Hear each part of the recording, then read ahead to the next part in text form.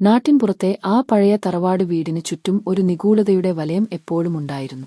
കാടുപിടിച്ച് കിടക്കുന്ന പറമ്പും മരങ്ങൾക്കിടയിൽ മറഞ്ഞുകിടക്കുന്ന ഇരുണ്ട ഓടിട്ട മേൽക്കൂരയും ആരെയും അങ്ങോട്ട് അടുപ്പിച്ചിരുന്നില്ല. വർഷങ്ങളായി ആരും താമസിക്കാത്ത ആ വീടിന് ഒരുതരം ശ്മശാന മൂകതയായിരുന്നു. ഒരു ദിവസം നഗരത്തിൽ നിന്ന് വന്ന അരുൺ എന്ന ചെറുപ്പക്കാരൻ തന്റെ പൂർവികരുടെ ഈ വീട് വിൽക്കാനായി വൃത്തിയാക്കാൻ തീരുമാനിച്ചു. നാട്ടുകാർ പലരും അവനെ പിന്തിരിപ്പിക്കാൻ ശ്രമിച്ചു.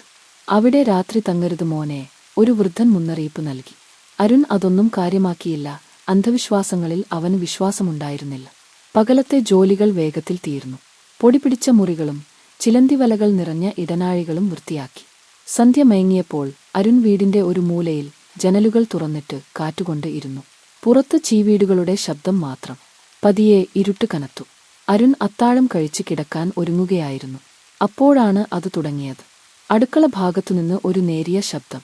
പഴയ പാത്രങ്ങൾ മെല്ലെ അനങ്ങുന്നതുപോലെ. അവൻ ചെവിയോർത്തു. ശബ്ദം നിലച്ചു. കാറ്റായിരിക്കും, അവൻ സ്വയം സമാധാനിപ്പിച്ചു.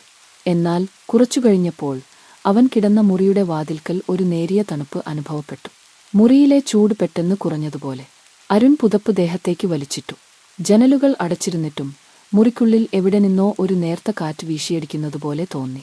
ആ കാറ്റിൽ പഴകിയ മരത്തിന്റെയും മണ്ണെണ്ണ വിളക്കിന്റെയും പിന്നെ തിരിച്ചറിയാനാവാത്ത ഒരുതരം പൂക്കളുടെയും ഗന്ധം കലർന്നിരുന്നു. അവൻ കണ്ണടച്ച് കിടന്നു. ഉറക്കം വരുന്നുണ്ടായിരുന്നില്ല. പെട്ടെന്ന് വീടിന്റെ മുകൾ നിലയിൽ നിന്ന് ഒരു കാലടി ശബ്ദം. പഴയ മരത്തിന്റെ തറയിൽ ചവിട്ടുമ്പോൾ ഉണ്ടാകുന്ന കിരുകിരുപ്പ്. അരുൺ ഞെട്ടിപ്പിടഞ്ഞെഴുന്നേറ്റു.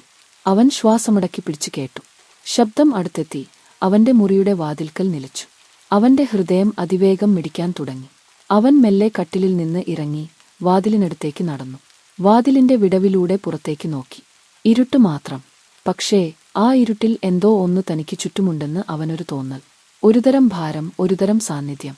അവന്റെ നെറ്റിയിൽ വിയർപ്പ് പൊടിഞ്ഞു. പിന്നെ ആ ശബ്ദം വീണ്ടും കേട്ടു.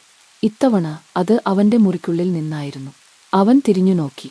മുറിയിലെ പഴയ അലമാരയുടെ വാതിൽ മെല്ലെ തുറന്നു. ഒരു നേരിയ ഞരക്കത്തോടെ അത് പൂർണ്ണമായും തുറന്നു. അരുൺ ഭയന്ന് പിന്നോട്ട് മാറി. അലമാരയ്ക്കുള്ളിൽ ഇരുട്ട് മാത്രം. അവൻ വേഗത്തിൽ ലൈറ്റിട്ടു. അലമാരയുടെ വാതിൽ അടച്ചു. അവന്റെ ശരീരം വിറയ്ക്കുന്നുണ്ടായിരുന്നു. അവൻ ഫോണെടുത്തു സമയം നോക്കി. പുലർച്ചെ 3 മണി. നേരം വെളുക്കാൻ ഇനിയും ഒരുപാട് സമയമുണ്ടെന്ന് അവനറിയാമായിരുന്നു. പിന്നീട് ആ രാത്രിയിൽ അരുൺ ഉറങ്ങിയില്ല. ഓരോ നിമിഷവും അവൻ ഭയന്നു. ജനലുകൾക്കപ്പുറം കാറ്റിന്റെ ശബ്ദം ഒരുതരം വിലാപം പോലെ തോന്നി. ചുമരുകളിൽ എവിടെ നിന്നോ കേൾക്കുന്ന നേരിയ ശബ്ദങ്ങൾ. ചിലപ്പോൾ ആരോ അവന്റെ പേര് വിളിക്കുന്നതുപോലെ ഒരു തോന്നൽ. നേരം വെളുത്ത് സൂര്യരശ്മികൾ ജനലിലൂടെ അകത്തേക്ക് കടന്നുവന്നപ്പോൾ ആ വീടിന് ഒരുതരം സാധാരണത്വം കൈവന്നു. രാത്രിയിലെ ഭീകരതയെല്ലാം മാഞ്ഞുപോയതുപോലെ. അരുൺ വേഗത്തിൽ സാധനങ്ങൾ പാക്ക് ചെയ്തു.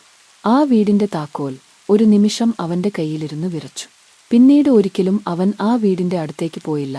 ആ രാത്രിയിലെ അനുഭവം അവന്റെ മനസ്സിൽ ഒരു കറുത്ത പാടായി എന്നും അവശേഷിച്ചു.